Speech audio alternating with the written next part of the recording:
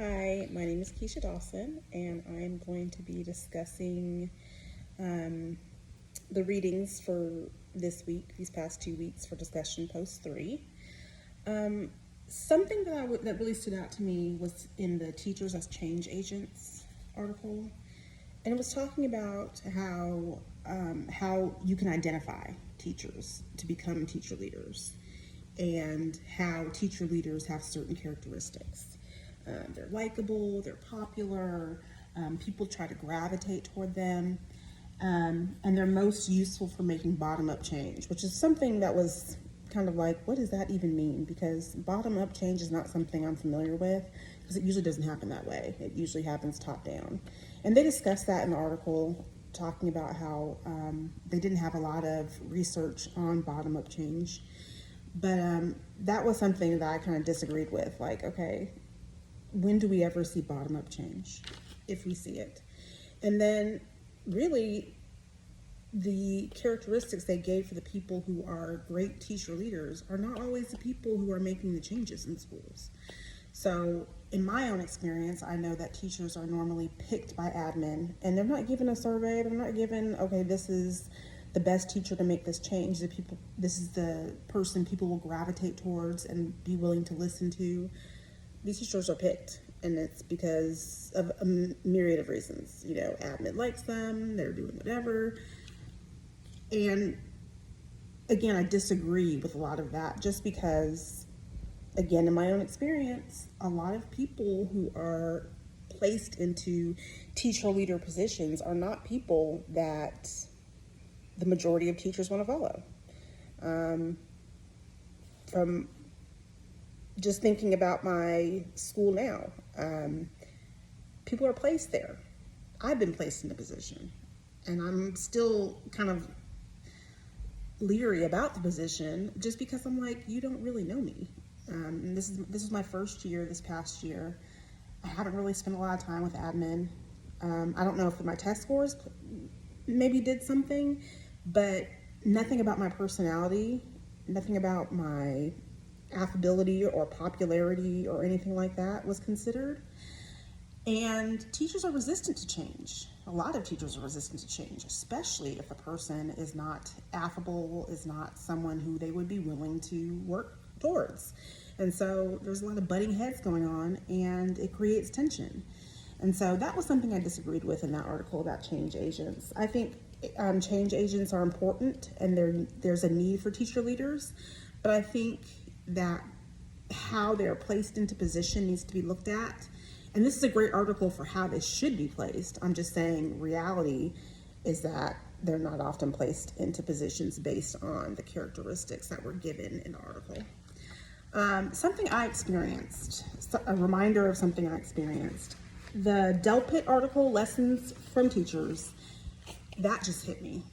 The entire article is something that I've been researching, studying. My research proposal that I'm looking to do my dissertation on is the retention of Black teachers and the benefits to Black students. And this entire chapter just hit it nail on the head. And so one of the quotes that I took, the author was talking about how she kind of berated her nephew who was in high school. She was in college. And he was in mostly desegregated schools, and she had been to segregated schools. And he had made a D. And so she kind of berated him about it, like, what are you doing? And he said, well, what do you want me to do? The white kids all made C's, which basically means, okay, I'm good enough to get a D if they all made C's. And so the quote I took was, although I had internalized the notion that we Black kids had to be twice as good as white kids to get half as far, as had been drilled into us by parents and teachers in all Black schools, he could not imagine that he could and should be equal to, if not better than, his white classmates. And so that kind of really hit me, because that's something that's been drilled into me since I was little. I grew up in a family, my grandfather was an educator, and I got told that saying all the time. You have to be twice as good because you're Black, number one, and you're a female, number two. So I instilled it in my own kids. You're not going to slack off and let them think that you can't do something just because of your color. You have to be twice as good. So the pressure was on for me, and I instilled that pressure into my kids that there's no slacking off. There's no, I can't do this because I'm black. I'm not expected to do this. Oh no, you're going to prove teachers wrong. And I did that throughout my schooling. I was called a black girl in high school. I went to a majority white school in California, and teachers were surprised when I was in honors classes, when I was in AP classes, and it was like, she's keeping up with everybody else. She's doing better than everybody else.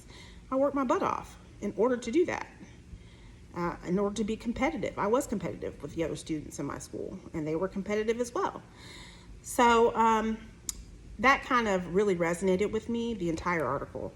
But just knowing that I'm working on this the equity position proposal of making sure people have equitable resources and making sure that all schools have equal footing in terms of technology, textbooks, teachers, making sure that good teachers are in every school. And I think that goes along with that quote as far as saying, okay, in order to make this happen, we have to instill in all students, especially our black students, that there's worth in being smart, being able to achieve something. I think the article was talking about street smarts and how we can connect street smarts to academia and making sure that we value that. And we also want to make sure they're book smart. We want to make sure that they're able to go out into the real world and be able to make a living. And it's not just about getting a job. The article also said that about how getting a job is something we tell the kids now. You need to do good so you can get a good job.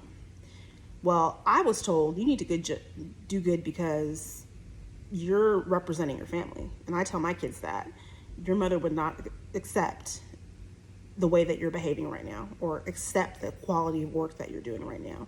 You are a representation of your family, of not only your mother, your father, but your grandmother, your grandfather, your uncles, your aunts, your brothers, your sisters, and it's a family thing.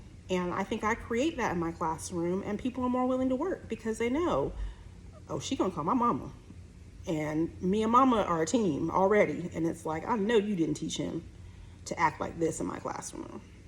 So I definitely agreed with everything in the Delpit article, and it really resonated with me and reminded me of my own growing up in education, but also what I strive to teach my kids. So that is it. I hope you enjoyed it, and I will talk to you all soon. Bye.